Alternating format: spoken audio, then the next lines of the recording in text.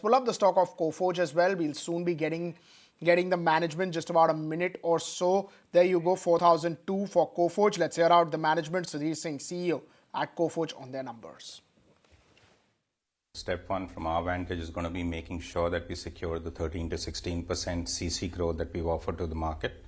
If you look at our record over the last 2 years, we around the second or third quarter of every year, last 2 or 3 years, we've been able to revise our guidance up. And at the end of the year, we've been able to deliver a number that's north of the revised up guidance as well. In the intent this year, macros are uncertain, is to make sure that A, step one, we secure the guidance number that we've talked about. And B, of course, to your immediate question, the intent is and will always be to try to exceed the number. Right.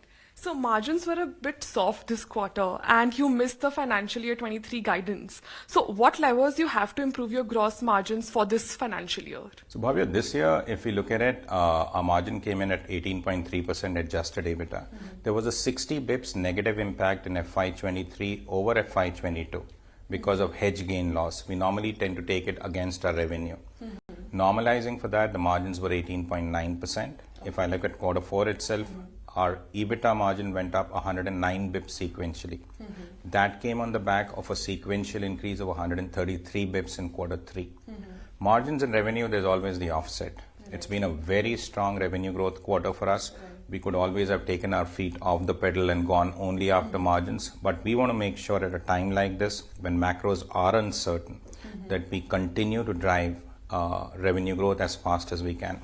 The guidance we've given to the market is next year, fiscal year 24, gross margin will go up 50 bips and the adjusted EBITDA we will still hold at the same level as this year. Right. So BFS and US have been weak for your peers, but you have managed to report decent growth there. So you expect some slowdown in coming quarters or will the resilience continue? No, we expect the growth in FY24 in BFS compared to FY23 to be significantly lower. FY23 was a fantastic year. BFS business for us grew 47%.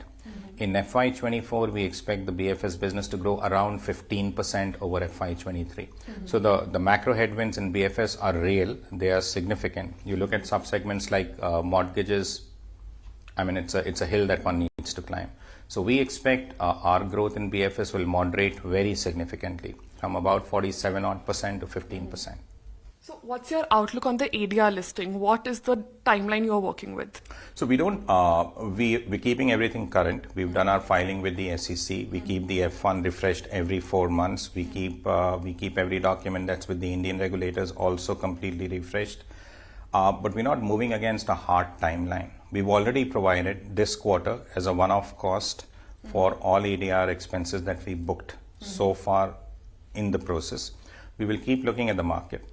It's a secondary ADR issue. When the market becomes favorable, that's when we will decide to pull the trigger. Right. And you have achieved the mark of $1 billion revenue, right? So what's next there?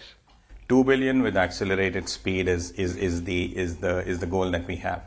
We've been doing exercises over the last I'd say almost the entire year. Internally, we have the quarter in which we expect to hit 2 billion as a run rate pat down. Internally, we've established a year that we're not talking about publicly. When we need to hit 2 billion, we've already mapped it to the elements that will lead us to that space. We've already mapped it to the margins that we need to have at that level. So 2 billion in the short term is the number we're going for. So how's the deal pipeline looking like lastly? So I did call this out very explicitly and very consciously that the deal pipeline continues to be resilient. Quarter four that closed, we closed 2 large deals. Quarter one, we're already 1 month into the quarter. So like any other organization, we have clear sight to what the quarter is likely to be like. And we believe the deal velocity will sustain in quarter one as well. So at this point in time, still resilient. The market is stressed. Demand clearly is under pressure. The amount of demand that we can address clearly is contracting. But as we see it, deal velocity specific to us, we think is likely to sustain in the short term.